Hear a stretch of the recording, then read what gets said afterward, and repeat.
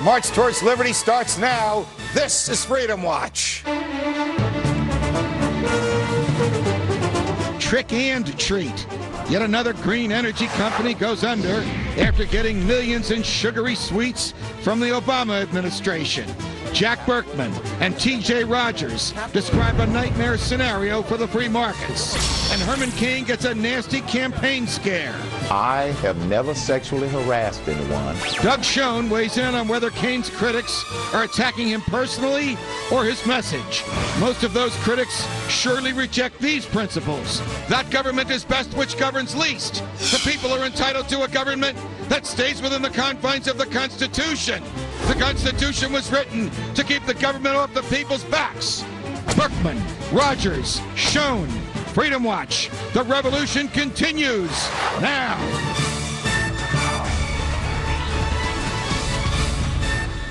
Tonight on the docket, why you should fear the government more than any ghoul or goblin this Halloween night. Tonight, the economy is in very scary shape. New data shows that in the last 2 years, the median middle-class income in America has fallen by 6.7%. And a recent Wall Street Journal survey shows that economists think it could take up to 10 years before those incomes return to pre-recession levels. Of course, the unemployment rate cannot seem to budge from 9.1%, as half of all unemployed people have now been out of a job for at least half a year. And now the Commerce Department reports that the United States economic growth remains at 3% lower than where it was 4 years ago. All this despite the president's efforts to plan an economic recovery from Washington. We've had bailouts for banks, cash for clunkers, stimulus packages for infrastructure, and millions in subsidies for green energy projects. Yet none of it has worked. And now yet another green energy company that received millions from the federal government has filed for bankruptcy. Beacon Power took $43 million in guaranteed loans and $29 million in stimulus grants to build flywheels, devices which can be used to store energy on an electric grid. Once again, if the business model was sound, Beacon Power should have had little trouble finding private investors to bankroll its project. Instead, it went to the feds. When will the president understand that all of his tricks have yet to yield any treats? When will he understand that he's hurting the very people he claims he's trying to help? When will the president understand that doing the same thing over and over and over and expecting different results is the very definition of insanity and lunacy? And when will the president understand that the government has no right to pick winners and losers in the economy? And when it does, even its winners lose. My next guest understands this basic principle. He joins me now, T.J. Rogers, founder and CEO of Cypress Semiconductors. TJ, it's a pleasure. Welcome back to Freedom Watch. Thank you. Yet another failed venture by the government, another effort by the government to turn the attention of Americans from traditional fuel to solar fuels, 72 million down the drain. Does the government know the first thing about investing in private business, TJ? Well, the first statement, as I was listening, the first statement I was going to make, you beat me to the draw. Obviously, if those ventures were good, and by the way, flywheel sounds flaky. It's not. Okay. We actually use flywheels at some of our plants to store power. Okay. But we buy them from a company that makes money and is in the real market. But the point, if yet another flywheel company needed to come into the world, then investors would have invested. And they didn't because there's probably something wrong with that company.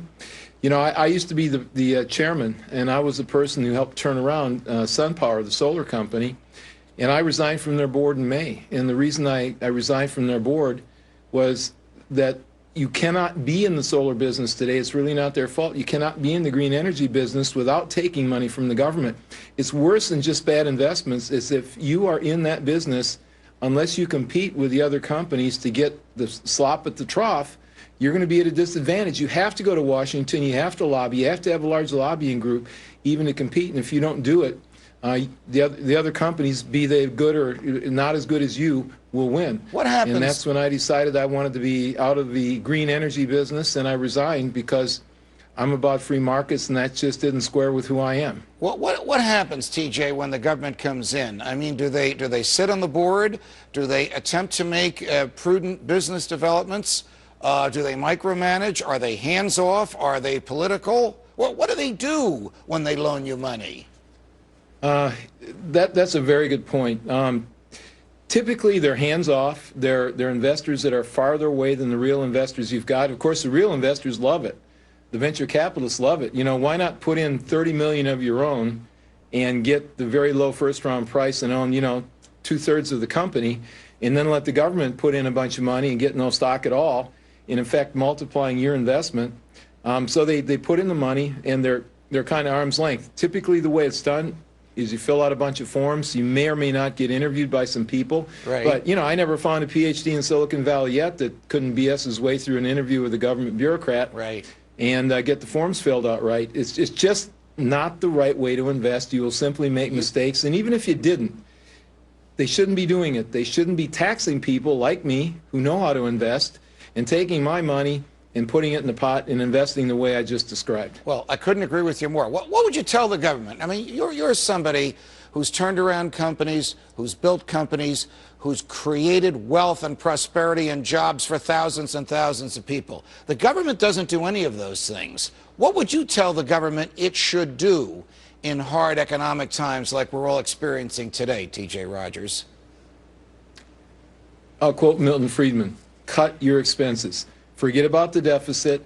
Spend less money with government, because that money is less well spent and less efficiently spent than families spend it when they're allowed to keep their money and the government doesn't take it away from them in taxes. Certainly than rich individuals who are rich for a reason because they understand how to invest. Let them invest. And companies, let companies invest. Don't compete with free enterprise using the mass of the government to distort the marketplace. That would be my advice. Get smaller, get out of the way. I'll tell you one guy who did it. You know, you may not love him as a president, but Bill Clinton, following on after the Reagan Revolution, was excellent at having small government, didn't spend a lot of money. He made all the promises, did all the arm waving that all presidents do, but if you look at his numbers, go to the Cato Foundation website, you'll find out Bill Clinton was a very economical, very small government, low spending guy.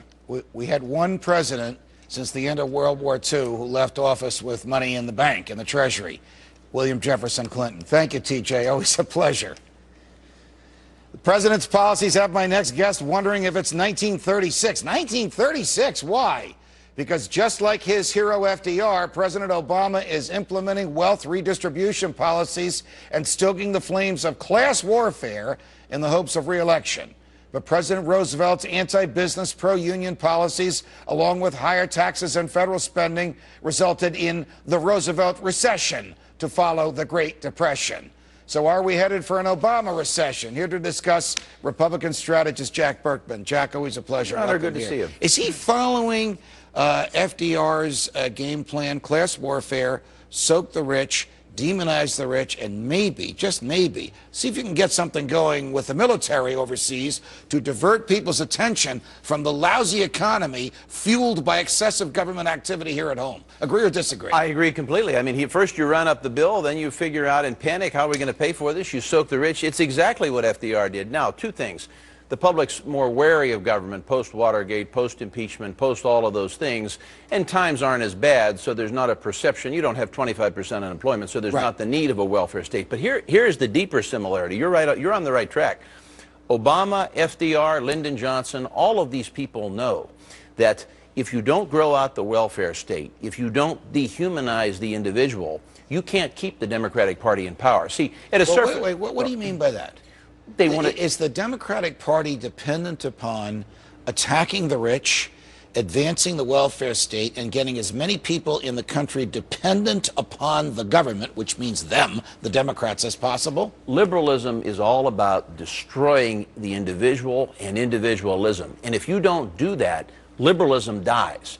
FDR knew this because he was in politics for a long time. He was on the ticket in 1920. He'd been in politics since 1910 or before that. So by the time he was elected in 32, he knew what he had to do because he saw the successful 20s. If you allow individualism to flourish, liberalism goes away. So you have to create, with both FDR and Obama, you see a concerted, systematic, and deliberate attempt to bring in, really, I hate to use this word, people will call it hyperbole, but a kind of totalitarian state where the individual must be destroyed at all levels. Why do you fear that the president might be stirring the pot overseas, rattling a saber with respect to the military? Well, we know he started a war in Libya, so you could start on his own without going to Congress. You could start with that. To your point exactly, because he might know a little bit of history. Obama might be smart enough to know that the New Deal never saved the U.S., and he might be looking back at the Depression, realizing that this is stupidity,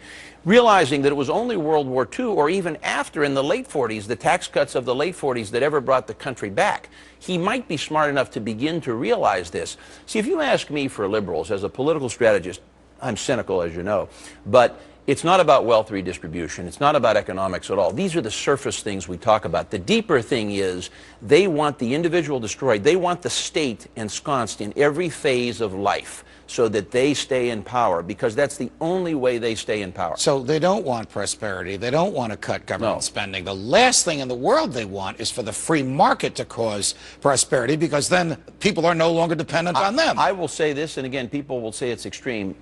A person like Barack Obama hates prosperity, because prosperity means that his people are out of power, pure and simple. Got it. Jack Berkman, always a pleasure. Thank you very much Thank you, Your Honor. for joining us. Staying true to the form like the entrepreneur he is, Herman Cain is finding a catchy phrase to describe the claims of sexual harassment against him. He's calling it a witch hunt, and his campaign is trotting out friendly witnesses tonight. Sibby Wolfson was Herman Cain's assistant from 1997 to 2004. She tells the Weekly Standard, quote, "It's not just Herman. He's got a lovely wife and a lovely family." Cain also rejects the allegations outright. I've never sexually harassed anyone, and yes, I was falsely accused while I was at the National Restaurant Association, and I say falsely because it turned out after the investigation to be baseless. It turned out to be baseless, whatever the case may be. What just happened is the focus for the forerunner in the GOP campaign has shifted from policy to personal attacks. Now, who better to analyze this one than my colleague and friend, Democratic pollster and Fox political contributor Doug Schoen. Doug, it's a pleasure. Thank you, Judge. Is this coming now only because Herman Cain is doing so well in the polls, even to the point of beating Rick Perry amongst Republicans in Texas? Yep. Something I don't even know if you could have predicted 6 months ago. I wouldn't have predicted it.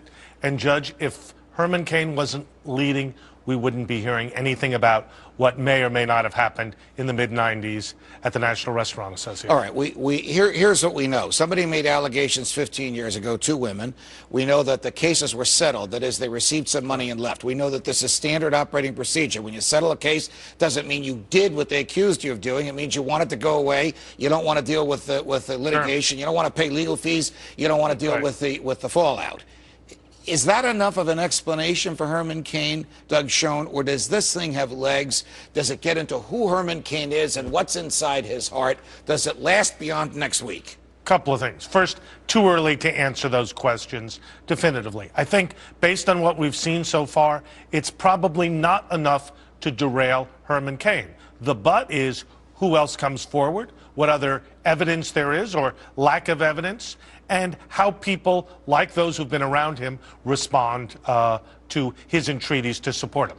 Could this be another Dominique Strauss-Kahn in this respect? Everybody assumed he was guilty. The media practically convicted him on television. The government treated him, we all know how it did. Suddenly everybody was apologizing and washing their hands of the whole thing when the case collapsed and he went home. Well, I think in this case it's a little more murky, because I think there probably were some settlements, but we don't know what was settled, what the allegations were, and what people owned up to. So I think Dominique Strauss-Kahn, there was a confrontation. In this one, we don't even know if anything happened, Judge. All right, switching gears a little bit. Is there a national leader of the Tea Party who can basically say, like whoever's the head of the Republican Party, whoever's the head of the Democratic Party can say, here's the basket in which we're putting our eggs, here's the person we're behind? Or is the Tea Party really the Tea Parties with different aspects of it supporting different candidates? I think it's the Tea Party's different aspects, different personalities, different groups supporting different individuals, which is what is ultimately helping Mitt Romney. How is it helping Mitt Romney, who's no conservative, who none of these Tea Party groups like, like, and about whom you and I have talked about this. No conservative can have a fire in his belly the way conservatives did for Ronald Reagan. Mitt Romney has about a quarter of the Republican vote, which means 3/4 of the Republican vote is against him. It's divided among different candidates, different Tea Party leaders supporting different prospective nominees, and the bottom line is because nobody can coalesce the Tea Party, so to date, Mitt Romney has been able to get through without facing one clear opponent. Back to where we started. Are Sure. you surprised by Herman Cain's numbers? I am very surprised, but I think it reflects deep-seated dissatisfaction in the electorate broadly and the Republican electorate specifically with the candidates and conditions in America today. Got it. Doug Schoen, thank you for Thank you, joining Judge. us. Always a pleasure. The revolution continues in just a moment. Actor Graham Beckel tells us why Ayn Rand's novel Atlas Shrugged is still relevant today and why Hollywood still loves the president. And is the U.S. destined to be a police state? Lou Rockwell tells us why we should be afraid of the very people who are supposed to protect us. These stories and a Halloween cartoon featuring your night watchman as a disco dancer? That and more, only on Freedom Watch. Stay with us. President Obama held a secret meet and greet with big-time Hollywood producers and studio chiefs recently. It was not a fundraiser, but the attendees were identified by the White House as potential influencers with the power to shape the 2012 campaign. My next guest was not at that meeting and didn't expect an invitation there. Graham Beckel joins us now. He's the actor. His latest role is in the film adaptation of Ayn Rand's libertarian classic Atlas Shrugged, which is out on DVD November 8th. Here's a clip. I'll make this quick. I came here today because, well, I met your brother and I was hoping that someone in this business still had a brain. If you and your brother try to undermine me or go to the government like you did to destroy my best friend, Dan Conway. Maybe you should let me explain what happened. Maybe you should let me finish speaking. Graham, welcome to Freedom Watch. What did you say Thank you, when Mark. she tried to prevent you from speaking? You were making what is arguably the point of the movie and the point of the novel and the point of Ayn Rand's philosophy. Yeah, well, she is got a brother who is selling out the railroad in collusion with lobbyists in Washington and other manufacturers of steel. And she's got a railroad she wants to build, extend the line into Colorado. Right. The brother initially gets in the way. We're going to get so convoluted with this, but she has a passion and a dream about her railroad.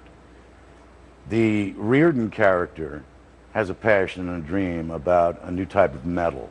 And the government has a passion about Redistribution of wealth. They want everybody in on that action. They don't want these people to succeed because if they do, then the colleagues of the government officials will be left out. All right, so even though this movie looks like it takes place today, it really was written in the 50s. It's about a wonderful, tireless, brilliant woman trying to build a transcontinental railroad. Correct. And she hooks up with this guy who discovers the best kind of steel you could possibly want. Correct. And the government doesn't want them together because the government wants to control everything and keep its friends fat and happy. Exactly. That's exactly right. And so the government is colluding with other interests to deny some other private interests their due. And it's a love story. Two people with a passion meet and they succeed despite odds to a point. Well, we know what happens in the book. The productive end of society goes on strike. Bye-bye. There's nobody for the government to tax anymore. It's a great story. Yeah, it is. It's a great read. You're a libertarian in Hollywood in 2011, Yeah. where everybody that you can see from your house and your studios where you work is a big Obama fan, and some of them are giving $35,000 just to have a cocktail with him? Can you imagine that, spending $35,000 to have a cocktail with Obama? I mean, I spent $35,000 on a couple of years of What do being they a say shrink. about Graham Beckel? Can you imagine this guy who's in our midst that he won't spend $35,000? Hey. He actually believes that this freedom stuff means something? You want to know what? I moved out to another town. The guy next door to me has got a live free or die flag, and so I said, I'm comfortable right here. Thank you very much. Yeah, it's a weird place to be, and you learn to keep your mouth shut. But Gary Sinise has started a group called Friends of Abe, and so you can go and be with other people who think generally like you do, and that's a salvation. Sorry about the phone. All right, your phone is ringing. Don't worry Sorry. about those things happen. Yeah. All right, now, you are the brother of our Fox colleague, Bob Beckel. Yes. He's a notorious, wonderful, Yes. lovable, Let me kill his phone. absolutely Sorry. insane liberal Democrat, and that's probably him calling us now. It is. How did the same mama and daddy raise a liberal Democrat and a libertarian in Greenwich Village in New York City to Well, boot? he always said that I got dropped on my head, and the fact of the matter is I witnessed his being dropped on his head. It's unbelievable. You throw in a certain amount of alcohol on top of that, and you get my brother. I mean, it's just... All right. When and where can we, because we got to go. I'm enjoying Okay, this. When the and where can we see the DVD movie of Atlas Shrugged? The DVD is coming out on November 8th. You can get it right now. Go to the website, atlasshruggedmovie.com. Right. And grab one of these for the holidays for a friend. Get people to see this movie. Great ideas. You can discuss it with your family. It's great for everybody. It's family friendly. And maybe, just maybe, it'll turn people onto the book, which is fantastic. So much nicer than Bob. What a pleasure. Thank you. Tested in Iraq and now approved for the Heartland. Just imagine getting tased from above by an unmanned stealth chopper by your local police.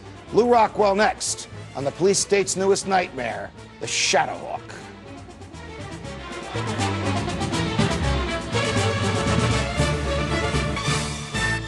Unmanned drones that can tase or shoot a person from the sky and can even launch a grenade.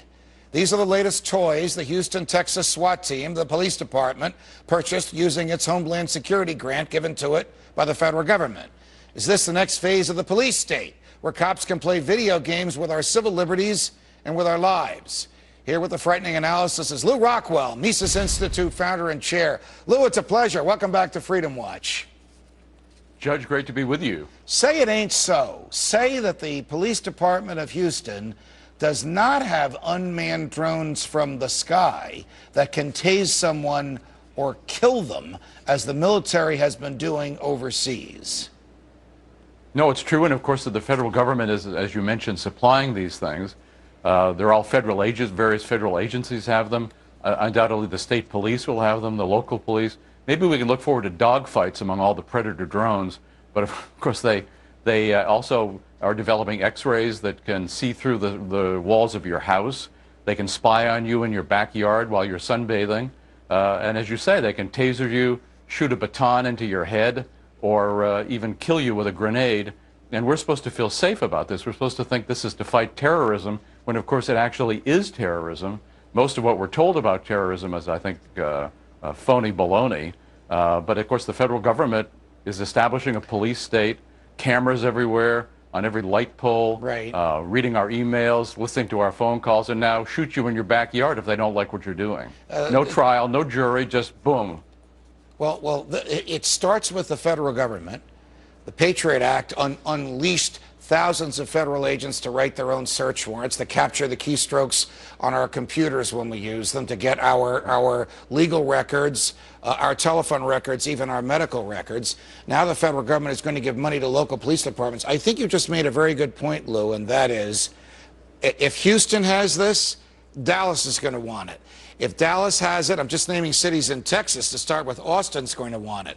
If those three police departments are going to have it, the Texas Rangers, the name for their state police, are going to want it. And if Texas has it, can New York and California and Illinois and New Jersey be far behind? Judge, just the existence of the SWAT teams, which are militarized, armored units, nothing like what local police used to be, are themselves a sign of the police state. And now they're going to have these drones. And it's not only the big cities. Every small town, every small city is going to have their drones. The federal government, among all the other wonderful things they're doing for us, giving us a depression and so forth, want to drone-ize the whole country, make us all vulnerable anytime they don't like what we're doing, boom. And, you've got nothing to say about it. Maybe you can bring a suit afterwards that they'll say is too secret to be examined, and you're out of court. And much of this has happened without any popular vote. Decisions by bureaucrats and law enforcement started with the federal government. One hand, the Patriot Act, and the other hand, the president deciding to become judge, jury, and executioner on an American in a foreign country. He doesn't need a trial. We don't have time for a trial. The evidence of guilt is so overwhelming. Right. We know their argument. What can we do about this, Lou Rockwell? Well, of course, we also have to focus on the, what should we call it, the security industrial complex. I mean, the vast network of industries that are making so much money off these drones and all the rest of the police, the tanks that local cops have and so forth. So I think we need to educate ourselves. How about reading your new book would be one thing people could do, or reading your previous book on the Patriot Act. We have to educate ourselves. We have to understand what our freedoms are, who our enemies are, and it's not some guy in Yemen. The enemy is in Washington, D.C., and in every other capital, state capital, local government office building. That's where the enemy is. Those are the people who want to take away our freedom, are taking away our freedoms, taking all our money, too. Lou Rockwell, thank you very much for joining us. Thank you, Judge. Find out why your night watchman has been turned into the Tin Man. That treat and other stories of big government tricks with my Freedom Files next.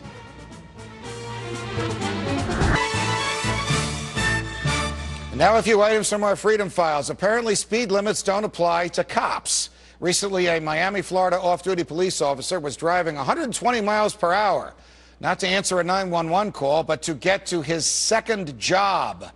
Florida State Trooper DJ Watts chased Officer Fausto Lopez down because the officer's speed put others on the road at risk.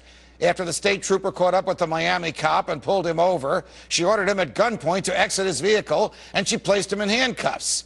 But once the speeding Miami cop explained that he was an off-duty police officer, the state trooper backed off and let him go with a mere ticket for speeding. Letting this lawless cop off with just a ticket is a clear double standard. If you or I were going 120 miles an hour, do you think a state trooper would let us off with a speeding ticket? The Constitution requires equal protection and equal enforcement of the laws, and the state trooper has violated that principle. When will the police realize that they're not above the law? 10 years after Guantanamo Bay was established, the former United States chief prosecutor there, now retired Colonel Morris Davis, is accusing the Bush administration of making him operate a, quote, law-free zone. Colonel Davis retired in 2007 because he didn't agree with the interrogation methods that President Bush authorized because, in his view, they violated the federal laws against torture. Colonel Davis said the Bush folks believed that they had no court, quote, had jurisdiction over Guantanamo. Some senior civilian Bush administration officials, I'm still quoting, chose Guantanamo to interrogate detainees because they thought it's a law-free zone. We have turned our backs on the law and created what we believed was a place outside the law's reach, end of quote. I agree with the colonel. When government officials break the law, they become a law unto themselves. And now on a lighter note, it's that time again, Halloween. This year, my buddies at Fox, who are the video gurus at Fox and Friends, took the on-air faces at Fox and placed them on dancing costumes using an e-card called Jib Jab. This year, they put your night watchman's head on the body of the Tin Man from The Wizard of Oz. What I want to know is, how did they make your night watchman look so young and so athletic and so agile? Boy, I wish I could dance like that again. Happy Halloween, America. All right, the federal government is never happy. Its regulations have caused many a drug shortage in the United States. Tonight, the president attempted to right that wrong with an executive order he signed. Can the government fix a problem it created in the first place? Here to discuss, Fox News medical contributor and my good friend, Dr. Mark Siegel. Dr. Siegel, welcome here. Hi, Judge. Okay, so what is the president trying to fix? An economic shortage in drugs caused by the involvement of the Food and Drug Administration he thinks can somehow be absolved by him merely ordering that more drugs be made available? You already said what the problem is. This problem occurred because we have a shortage of raw materials because we're getting them from overseas 80% of the time. Raw materials to make drugs. To make prescription drugs. We have 180 drugs, life-saving drugs, that are short. And the biggest problem with them, outside of the shortage of raw materials, is that most of them are generic, so there's not enough profit margin. And there's the FDA riding in on the backs of the drug companies, trying to ensure sterility of the medications. Now, I think that's a very serious medical matter, but the drugs are overregulated. So, Judge, how is the FDA going to now solve the problem it created, as you pointed out, by now saying we want 6 months notice when you're going to have a shortage. But what are they going to do with the 6 months notice? We want 6 months notice when you're going to have a shortage. Is it knowable in advance when a shortage of drugs is going to arrive? Oftentimes it's not, because the demand, it goes on a day-by-day basis. Right. We're talking heart drugs, we're talking steroids, we're talking antibiotics, we're talking chemotherapy.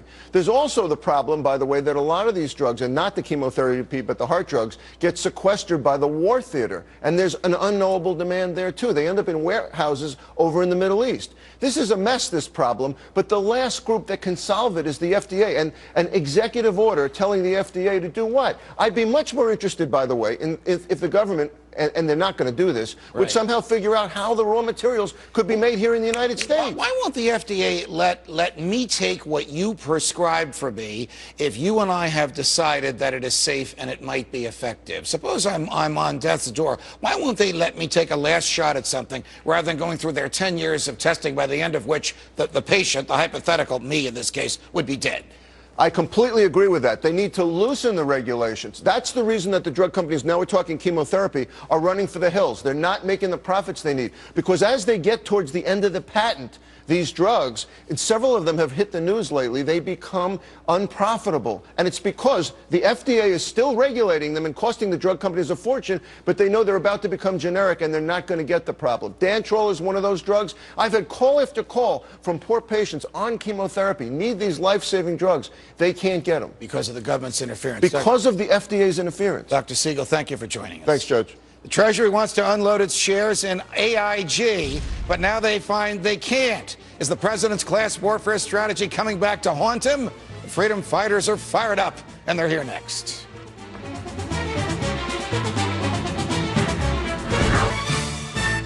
Tonight we're learning that the United States Treasury Department will likely be forced to delay its second sale of shares in American International Group. Your government still owns a 77% stake in AIG, which has seen its shares lose nearly half their value in just the past year. This leaves the U.S. Treasury in the unpleasant position of either holding on to its rotting stake in this zombie corporation, Mr. Combs, or selling it now at a loss to the taxpayer. In an ideal world, want to make sure you guys are listening, taxpayers would expect to see shares or sales of IPOs at high prices for their AIG assets, but some on Wall Street tonight are blaming the Obama administration's class warfare rhetoric for beating down the demand for AIG. How'd I tee that one up? Here now to discuss are my freedom fighters, Fox Business anchor and my colleague Liz Clayman. Alan Combs, the inimitable radio host and Fox News contributor, and Julian Morris, Reason Foundation Vice President of Research. Let's take the Wall Street approach first.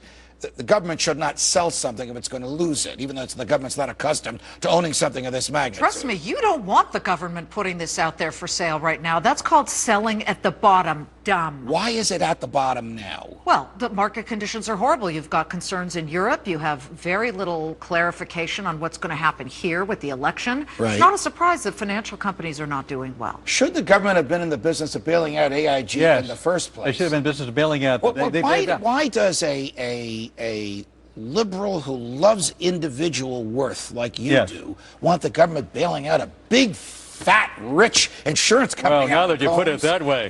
Well, because at the time this happened, the banks were failing, the country was imploding, the economy was imploding, the government was the only instrument, it seemed, that could step in and do something. It seemed to have worked overall. Certainly you can extract companies like AIG and say, look how terrible this is. But look at GM, they paid back ahead of time. Look at some of the other places government money has gone that has helped save the economy. Look at the bondholders of GM who took a haircut, who took a scalping when the government versus the alternative. Does the government belong in this business? The government should never have been in there in the first place. It was ridiculous that they went in and bought a stake in AIG. They should have allowed it to go bankrupt. But the company would have been split into two, a perfectly sound insurance business and this ridiculous business of selling credit default swaps, which is just a bad bank. All right, when the government let Lehman Brothers go bankrupt, Barclays bought the parts that it thought it could make money on, and in fact has made money on but them. the Am I right? counterparties for AIG, listen, I'm disgusted that AIG got us into this mess, but the counterparties, Goldman Sachs and these other big guys, they would have gone under, and then you had the concern that people would walk into their bank branch in Cleveland, Ohio, and there wouldn't have been money no matter what bank you were with. Suppose the government lost money on General Motors. Should it have held on to the stock? What if my aunt had a beard? She'd be my uncle. I mean, we could use that old argument. I mean,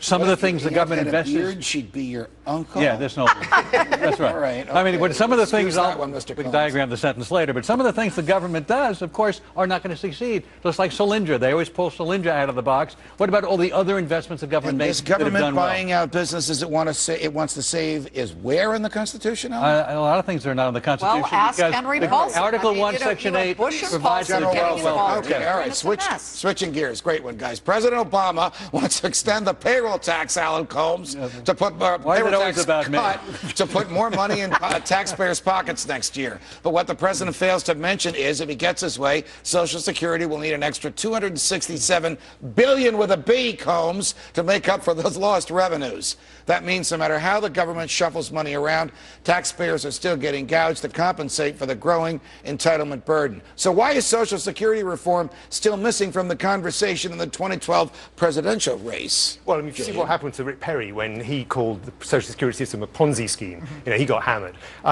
Right now, we have no one really out there apart from Ron Paul and a few minor candidates trying to push the case for Social Security reform, but it's absolutely desperately needed. We can't go forward in this country with a situation where we're constantly getting more and more in debt. I speak, by the way, as a taxpayer who is not represented, since I'm British. Understood. Well, we know what taxation, well, representation is tyranny. All right, but should we want a cut in the payroll tax when it's going to cause $267 billion to have to be printed or borrowed? Well, back to your original question about why this isn't being discussed with, for example, the GOP candidates who are all running.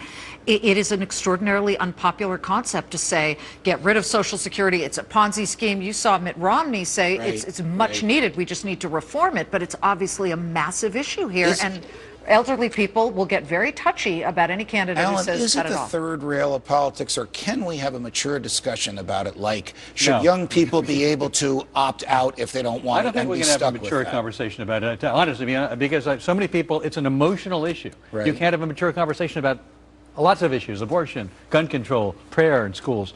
This is an issue that... If we could have a mature conversation about it, what would Alan Combs say we should do to reform it? It's a regressive tax. It's a regressive tax. Raise the ceiling above $106,000. Let the rich pay into it. And by the way, this idea of a tax holiday is something Republicans supported till Obama came around and wanted it. All of a sudden, they didn't want it anymore. What's wrong with saying to young people, you have a choice, enter or don't enter? Save for yourself or don't save for yourself. It's not the government's business to take care of you in your old age. Make that decision now. Absolutely the smart way to go. It'll become the government's problem and your problem as a taxpayer when they mismanage their life and their money. And then the government decides it has to take care of them. Absolutely. Should the government take care of losers, Alan, when they become losers by their own free will? How do you define a loser? Well, a person that can't pay their bills. Well, that depends why they can't pay their bills. I think the rubric loser, broadly applied, is pretty insulting to people who, through no fault of their own, fall on hard times because of imploding economy, because of what the government did to make it implode. You're calling them losers? And the government should take care of them. To a certain extent, absolutely. All right. Government debt is very important. Takes care of everybody, Julian, doesn't it? Put an absolute cap on it and make sure that the cap is hard and that you give an incentive for people to take out private insurance. Would raising the retirement age suit your model? Yes, that would be another way to go. Absolutely. Okay, it's about time you made some sense, Combs, Absolutely. but we love having you. Thanks for the kind words. Of course, Alan Combs, Liz Claman, Julian Morris, thank you, guys. Thanks for joining us. It's not crony capitalism after all. It's something far worse and far more sinister. I'll tell you what's really plaguing business in America next. It's called the government.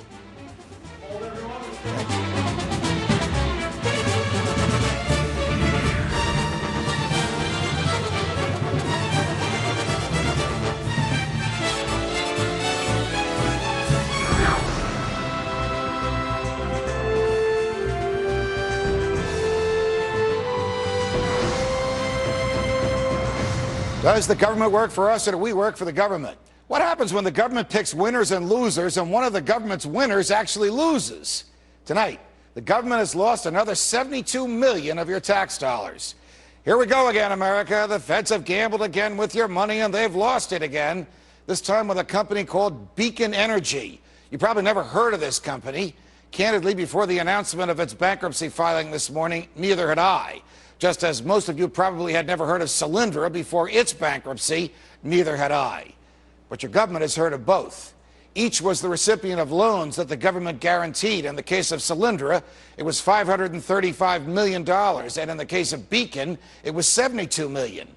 In each case, your tax dollars were spent when these companies borrowed money that they couldn't return. In each case, federal bureaucrats used your money to pay back loans investors gave to these failing companies, because the bureaucrats want to wean us off of oil and onto so-called green energy, and because the government was friends with the investors. In each case, the investment that the federal government made in these risky firms was lost. How did this happen?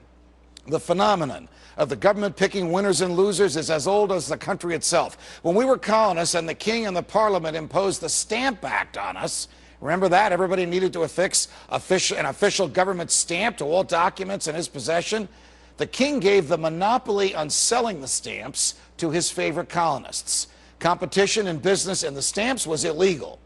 Fast forward to the Civil War. Lincoln gave away federal land to his favorite railroads so that they could have a leg up on the competition that bought its land. Woodrow Wilson gave government business to bankers who were his political allies, and they made money even in bad times.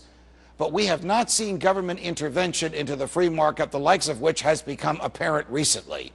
President George W. Bush borrowed money in your name and bailed out the insurance company AIG. He bailed out 2 automobile manufacturers before they went bankrupt, and hundreds of banks. President Obama has received legal authority from the Congress to bail out or even to finance whomever he wishes. And he has used the bureaucrats in the Department of Energy to advise him how to do so. When you invest your own money, your biggest fear is that you'll lose the investment. To relieve you of that fear, you do research in a company before lending it your money or buying any of its stock. You make your decision on the likelihood and the amount of money that you will earn back from the investment and whether or not you can afford the loss of your investment.